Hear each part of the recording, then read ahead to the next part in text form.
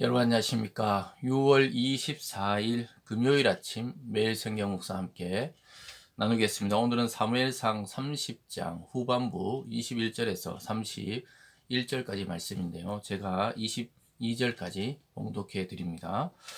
다윗이 전에 피곤하여 능히 자기를 따르지 못하므로 부솔 시내에 머물게 한 200명에게 오매 그들이 다윗과 그와 함께한 백성을 영접하러 나오는지라.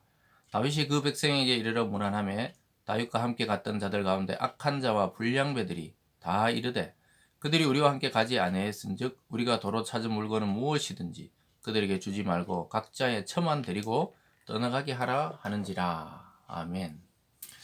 오늘 본문의 내용을 중심으로 은혜의 원리라는 제목으로 잠시 말씀을 증거하겠습니다. 다윗은 이제 큰 기쁨으로 돌아오고 있었습니다. 왜냐하면은 자기의 아이들과 식솔들, 백성들, 또 여인들이 다 약탈당해서 아말렉이 쳐들어와서 그들을 데리고 갔기 때문에 굉장히 슬펐다가 다시 애굽의 한 소년이 지쳐 쓰러져 있는 것을 잘 먹이고 또 그의 정보를 통해 아말렉이 어디에 머물러 있다는 것을 알고 가서 그들을 다시 쳐서 오히려 하나도 잃어버리지 않고 도로 되찾아오는 장면입니다.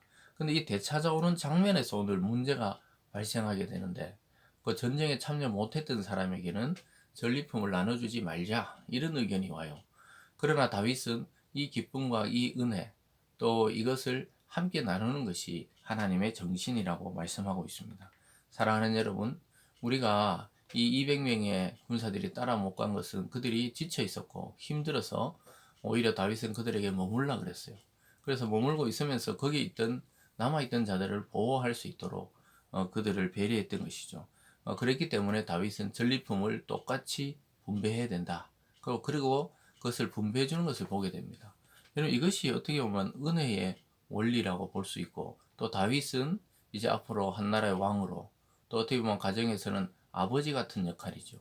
우리가 아버지가 열심히 직장생활 하거나 사업을 해서 예를 들어 돈을 벌어 가정을 지키는데 그 분배를 할 때 예를 들어서 자녀에게 줄 때 그 은혜의 원리가 작동하는 것이죠. 일한 만큼 주는 것이 아닌 것이죠. 이 바로 이스라엘이 바로 그렇습니다. 하나님이 왕이시고 하나님이 승리를 주셨기 때문에 똑같이 분배해야 된다는 것이죠. 그래서 오늘 아까 읽어드린 대로 첫 번째는 이 분배 문제가 발생하면서 여기 보면 22절에 다윗과 함께 갔던 자들 가운데 악한 자와 불량배들이 우리와 함께 가지 않은 자를 줄 수 없다 이렇게 말하는 것을 보게 돼요.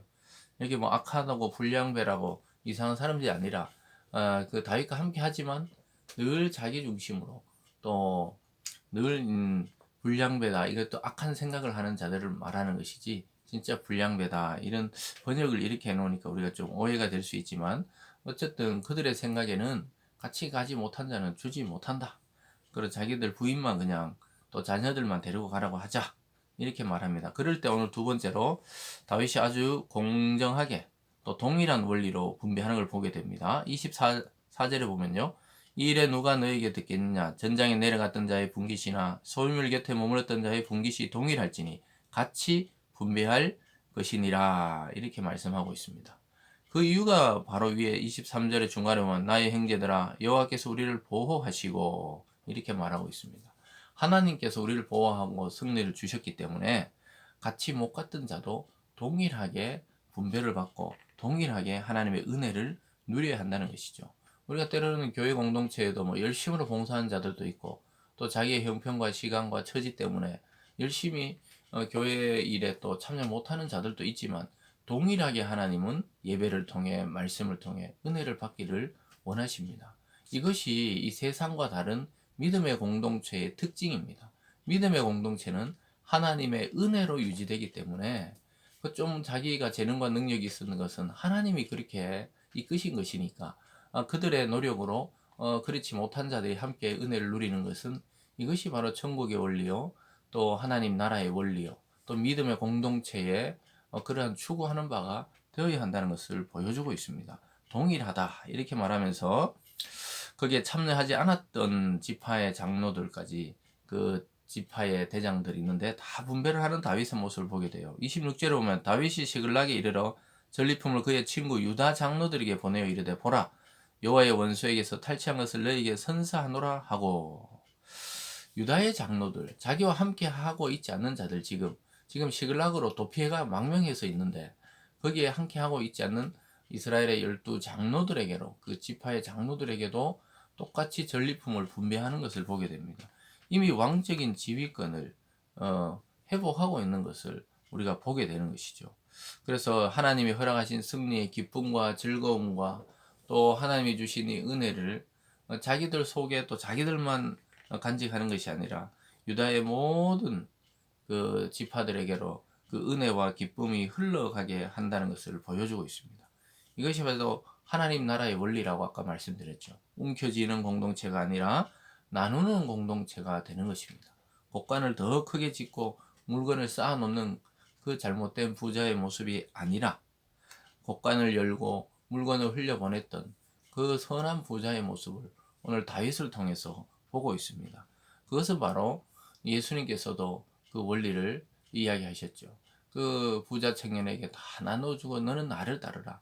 예수 하나를 딱 차지하면 사실 세상 모든 것을 차지하는 것인데 그 청년은 근심하고 돌아갔죠. 그러나 부자 삭개오는 예수님께 이야기하면서 자기가 잘못한 것이 있으면 자기 재산의 절반이라도 이웃에게 나눠주고 또 잘못한 것이 있으면 4배라도 갚겠다. 이런 모습을 통해 천국 백성으로 그는 들어오게 되는 것을 보게 됩니다. 여러분, 우리가 넉넉할 때 그 사랑도 베풀고 물질도 베풀고 시간을 누구에게 베풀 수 있다면 그건 성공한 인생입니다. 또 하나님이 원하는 인생입니다. 우리에게 맡겨준 것이라고 생각하면은 얼마든지 이 은혜의 원리로 살아갈 수가 있게 됩니다.